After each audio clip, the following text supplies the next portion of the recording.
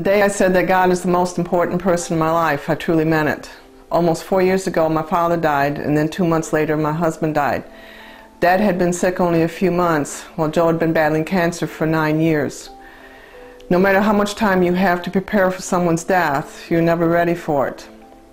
I cannot count the times that I was told I would be okay, that I was strong. Joe had said many times himself, I'm sure to try to comfort me.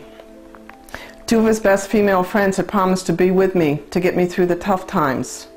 I thought I could count on them. The first couple months went by pretty quick. I was busy with work, yard work, gardening, and other stuff.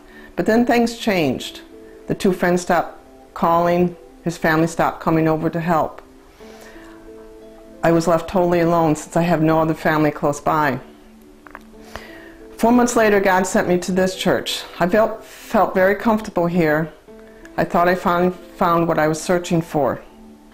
But some 2 years later, I could feel myself drifting and becoming depressed. Some days were very tough. At home, I spent more time than usual sleeping and only doing what I needed to do. At work and anywhere I was around people, I became that person that I was expected to be, putting on that smiling face, but not really feeling it. I don't think anyone even had a clue that I was depressed. I couldn't admit it to anyone. I had an image to uphold. After all, I was the strong one.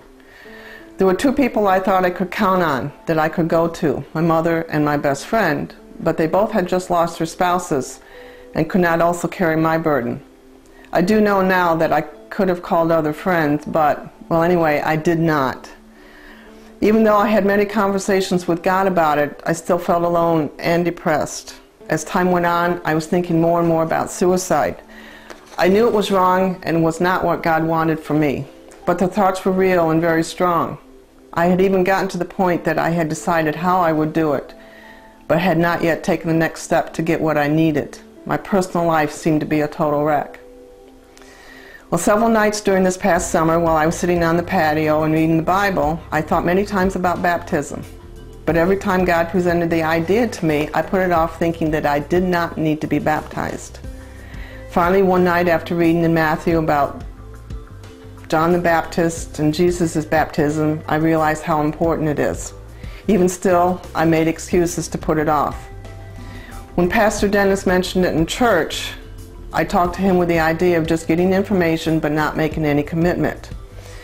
Well, that week was also Bible school week and also the busiest week of the month for me at work. I had promised Mike that I would help him out at Bible school.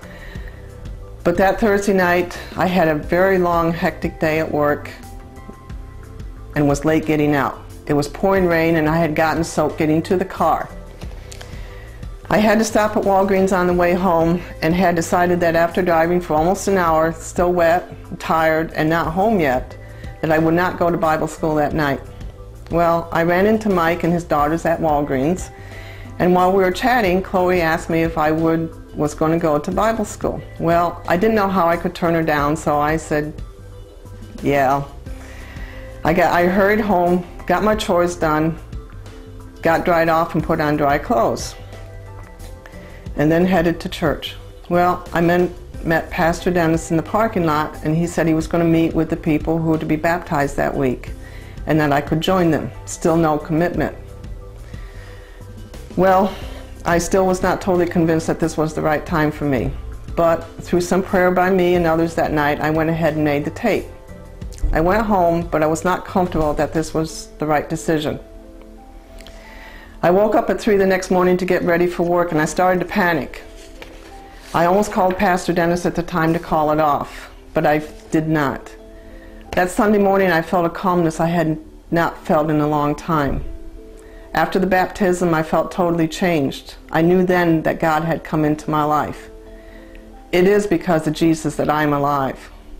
Proverbs 19:21 says, "Many are the plans in a man's heart, but it is the Lord's purpose that prevails." I know that there is a purpose for me here on earth. Don't get me wrong, my life is not perfect, nor do I expect it to be. I still struggle with depression and loneliness and continue to fight temptation every day.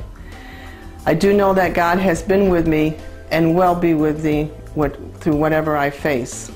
And now, when I am around people, I can genuinely smile and show what God has done for me.